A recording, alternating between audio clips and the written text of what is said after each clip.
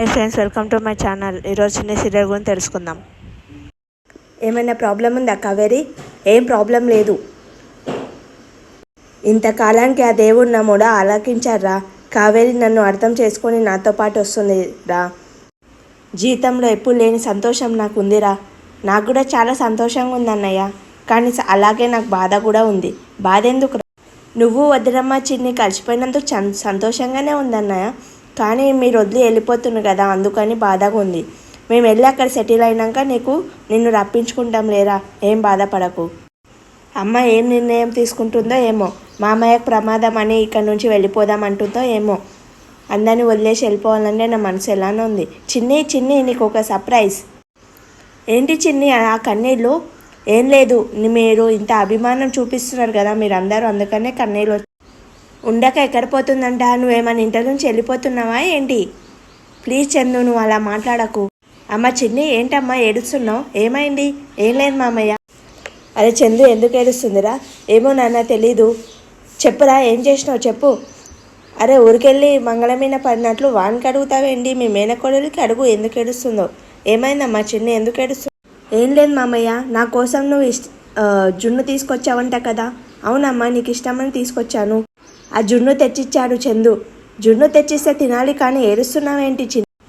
మీరంతా నాకు ఇంత అభిమానం చూపిస్తున్నారు కదా, అందుకని ఏడ్పొచ్చి. నువ్వు నిజంగా ఏడుస్తున్నావని చాలా భయపడ్డాను తెలుసా. అభిమానం చూపిస్తే ఎవడన్నా సంతోషపడాలి, కానీ ఇలా ఏడవడం ఏంటో ఏమో. ఈ అభిమానం అంతా దూరం అయిపోతుంది అన్నట్లు ఏడవడం ఏంటో. దూరం అయిపోతుందేమో అని భయంగా ఉంది అత్తయ్య. ఇంట్లో చూపించే అభిమానం కానీ ఇంట్లో మనుషులు కానీ నీకు ఎప్పటికీ దూరం కారు. ఏడవకు, ఓకేనా? ఇక్కడి నుంచి వెళ్ళిపోవాలని అమ్మ నిర్ణయం తీసుకుంటే నేను ఇక్కడ నుంచి వీళ్ళందరి నుండి వెళ్ళిపోవాలి. ఏంటి ఆలోచిస్తున్నావు?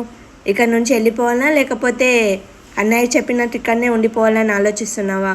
అవును, మరి అన్నయ్య చెప్పినట్టు ఇక్కడనే ఉండిపో కదా. అన్నయ్య చూసుకుంటాను అన్నాడు కదా, ఇక్కడనే ఉండిపోవచ్చు కదా. అన్నయ్య మీద నమ్మకం లేదా?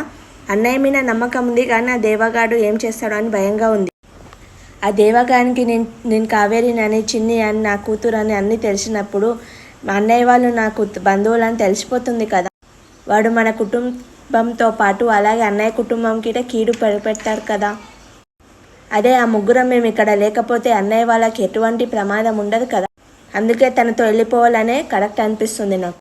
గతంలో కూడా నీ స్వార్థం చూసుకొని నీది నువ్వు వెళ్ళిపోయావు. ఇప్పుడు ఈ స్వార్థం ఎలా అవుతుంది? మరి త్యాగం అవుతుందా? నేనేం నా స్వార్థం కోసం వెళ్ళిపోవట్లేదు. అందరికీ మంచి జరగాలని వెళ్ళిపోతున్నాను. మంచి జరిగేది ఆ దేవగానికి బాలరాజు గానికి.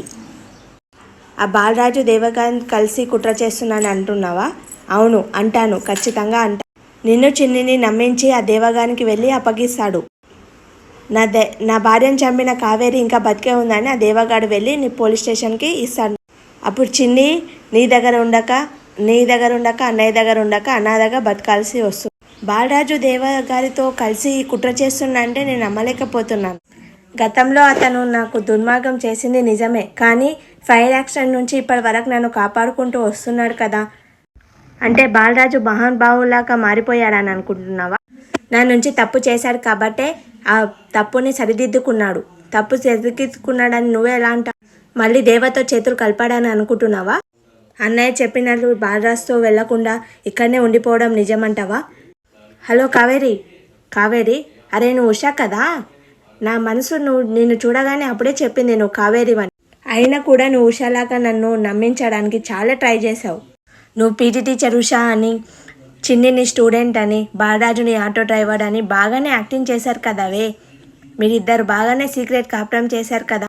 ఇంతకాలం మీరు నాతో ఆడుకున్నారు, ఇప్పుడు నీతో ఆడుకుంటారు. ఇది అసలైన ఆట. చావంచులో వెళ్ళి బయటపడ్డానని అనుకుంటున్నావే. ఈ క్షణం నుంచి నువ్వు సస్తూ బతుకుతావు. నువ్వే కాదు, నీ మొగుడు కూడా సస్తూ బతుకుతాడు.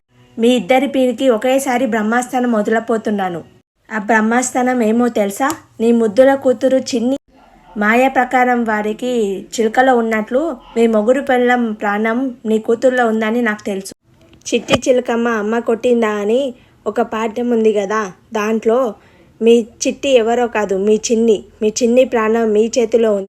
నేను ఏ గుటినో నుంచి మింగుతానో నాకే తెలీదు. గుట్టుక్కుమని మింగడం మాత్రం కన్ఫర్మ్. చిన్నిని తీసుకొని ఆయనతో వెళ్ళిపోవాలి, వెంటనే వెళ్ళిపోవాలి. ఏంటమ్మా అలా చెమటలు పడుతున్నాయి? వెంటనే మనం వెళ్ళిపోతున్నాం అంటే మామయ్య వాళ్ళని వదిలేసి వెళ్ళిపోతున్నామా? నేను చెప్పింది చేయి చిన్ని, అంతే చాలు. చెప్పమ్మా ఏం చేయాలి? అలాగే అమ్మా, సరే వెళ్ళు. ఏ కారణం చేత అయితే లేట్ అయితే మళ్ళీ నువ్వు ఒక్కని అవుతావురా. వదినమ్మ వాళ్ళు వచ్చినాక వెళ్తానన్నయ్య. లేదురా, నువ్వు వెళ్ళిపో. నన్ను ఖచ్చితంగా పిలిపిస్తారు కదన్నా, మర్చిపోరు కదా నన్ను. అరే నిన్ను మర్చిపోనురా, ఖచ్చితంగా పిలిపిస్తాను. నేను గాంధీ సెంటర్కి వచ్చాను, మీరు బయలుదేరారా? ఒక 10 నిమిషాలు అక్కడ ఉంటాం. సరే, జాగ్రత్తగా ఎవరి కంట్లో పడకుండా జాగ్రత్తగా రండి. నన్ను క్షమించు మామయ్య, మీకు అందరిని వదిలేసి వెళ్ళిపోతున్నాను, నన్ను క్షమించు.